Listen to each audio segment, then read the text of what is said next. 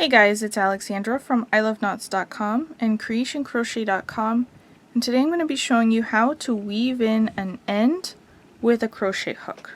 This is my go-to method when I'm working with a super bulky yarn like Bernat blanket yarn that doesn't thread into a tapestry needle that well.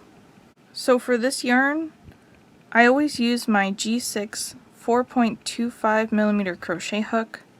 You just want to make sure you're using a small enough crochet hook that can comfortably fit through your stitches. You also don't want the hook to be too shallow or it won't be able to grab your yarn very well. So you'll want something that can comfortably hook your yarn so you can pull it through. If it's too shallow, then it won't be able to grip it and it won't be able to pull through.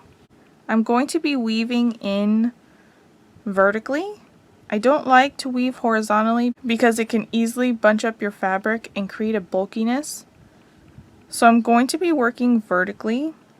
My go-to is 3 passes.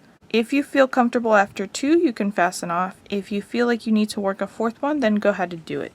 It's whatever you feel the most secure with your ends. I'm going to take my hook, insert it into a nearby stitch, picking up the whole loop from that stitch on the hook, yarn over with the tail end and pull it through.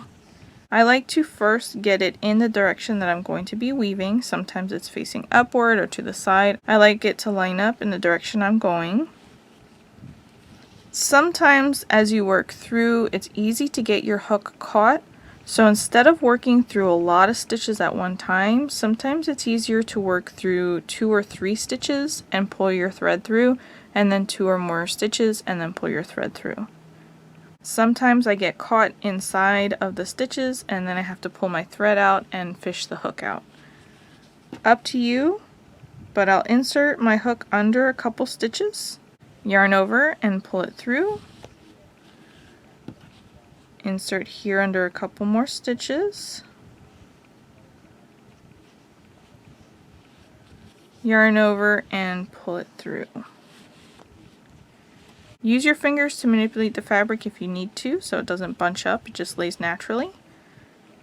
Then I'll wrap it around a stitch down here. So this is a vertical stitch. I'm just inserting my hook here to grab the thread and pull it through, as well as the stitch that's next to it, inserting into that one to pull the yarn through. And that's just to bring it around the bottom. Now I'm going to work upward through several of the stitches I just worked. So I'm going to insert my hook under several stitches here.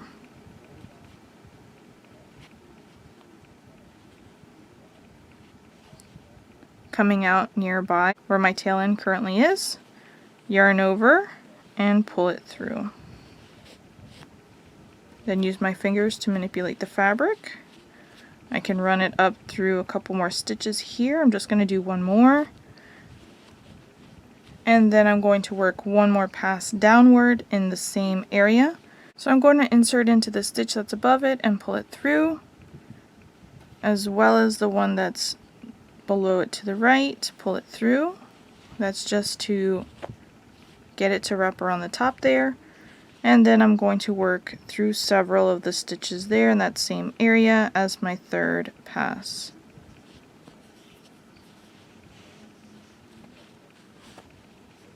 Use my fingers to manipulate the fabric if I need to. Now I'm comfortable with that and I can fasten off my yarn. And if you leave a little bit longer of a tail there, you can use your fingers to manipulate the fabric even more and the little end will pull right back in.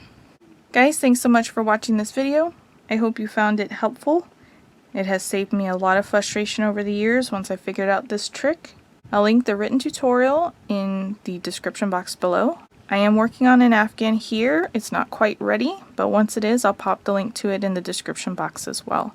Please smash that like button and hit subscribe, and I'll catch you in the next one.